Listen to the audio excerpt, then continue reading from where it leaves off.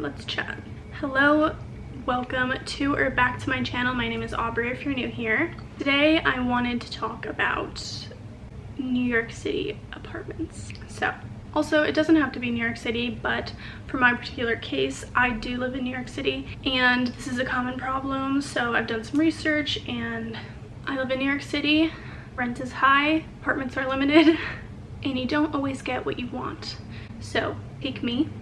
I found a great apartment that I love in a great location, but my kitchen is brown and the granite is brown and the bathroom is brown.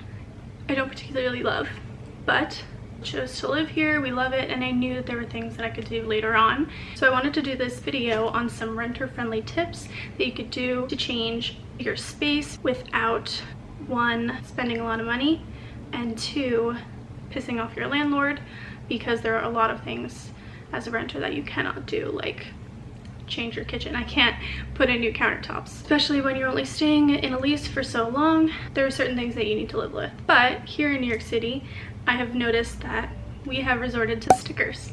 So like I said, my apartment when we moved in was a dark brown cabinet, or it's like an orangey brown cabinet and a dark granite. Not something I particularly love. I love a nice white bright kitchen, and I think a lot of people do, especially if you're in a small space. Going lighter definitely opens up the place, makes it look bigger and brighter and more airy. This is a common thing that people really like. You don't always find it, so I went on Amazon. Unfortunately, I did not video part one of my kitchen renovation. I did choose to change the cabinets first. So really, when you looked into my kitchen, you saw these big bright orangey cabinets, and it drove me kind of crazy. So although I didn't show this on video, I still wanted to mention all the products that I use and link them down below for you to be able to shop them and change your place if you like. I went on Amazon, found a lot of different contact paper which you can put on your cabinets.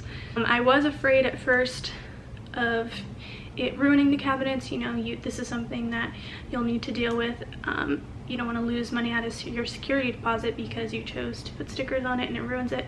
But after going through a lot of reviews and searching through a lot of products, I did go with this one contact paper specifically for cabinets. And the reason that I love this one is it has a wood grain finish look. So they actually do look a lot like wood, not like a glossy finish that will look a little fake.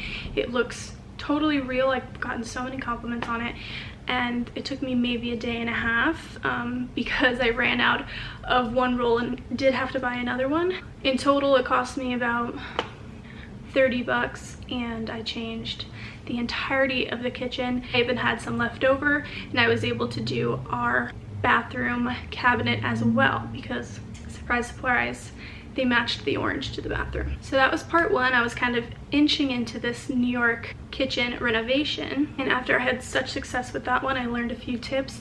I decided to move on to my countertops. Countertops are nice granite, but they're a dark, like blackish green, and it just really darkens the whole place.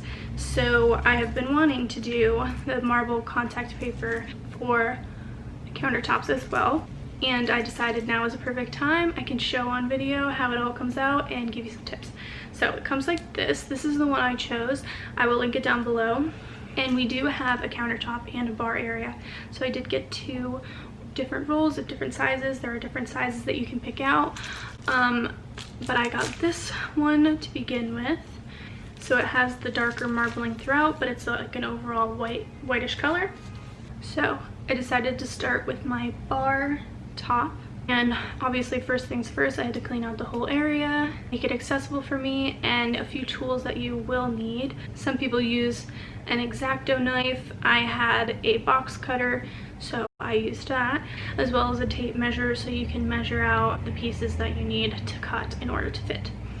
And one big tip that I learned with the cabinets is to use Windex or a cleaning solvent and wipe off your countertop first. Make sure it's super clean. You'll need some type of flat tool to kind of push it all out, smooth it all out, because you don't want bubbles that ends up looking a little fake. It might take you a little while, but it'll totally be worth it in the long run. Can't be more than a day or two. Piece by piece, you need to measure out your area, cut it accordingly, make sure everything is clean, and stick it down. I found it helpful to peel as I go instead of peeling it all as one sticker and try to level it all down. Peel down the backing layer as you go and kind of work down the surface area. Any creases or bubbles can be removed by applying some light pressure, like I said, maybe leveling it out with a flat object and kind of pushing it all out, kind of like how you do your screen protector on your phone. So all in all, it probably took me maybe 3 days. It's given me a whole new kitchen.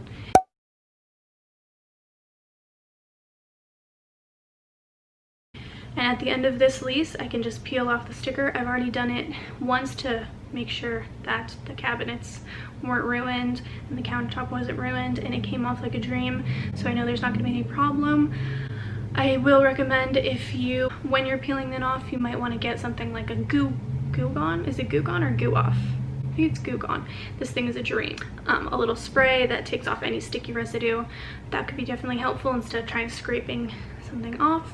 We did not choose to change our hardware, but another really easy way that you can change your rented kitchen is to update your hardware. There's so many options on Amazon. I'll link a few below that I love. And it's super easy to just take off the handles, keep them in a safe space, and put on your new handles. This is a trick that could maybe cost you 20 bucks, and it really changes your whole space. I have also seen, if you are an extreme DIY person or a plumber, which I am not, my dad is, but I didn't want to call him in just for this project. But I have seen that you can actually order different faucets on Amazon as well, change them out. I'll link one down below that I found really gorgeous for a great price. And if you know how to do it, maybe look up a YouTube video or something. This video is not that. But you can also change out the faucet. That will give a way updated look. Just make sure that you keep your faucet, because you will have to put it back before you move out. I may be like a little bit of a freak when it comes to my space and being the way that I want, so this was a no-brainer for me, but I wanted to share it because it was so easy, and I think it's completely worth your time and the little money that you'll have to put in order to change to something that you'll love. I will link everything that I use down below and the other items that I mentioned. If you liked this type of video, please let me know. If you haven't subscribed yet, please do so. It helps me out so much, and I will see you in my next video.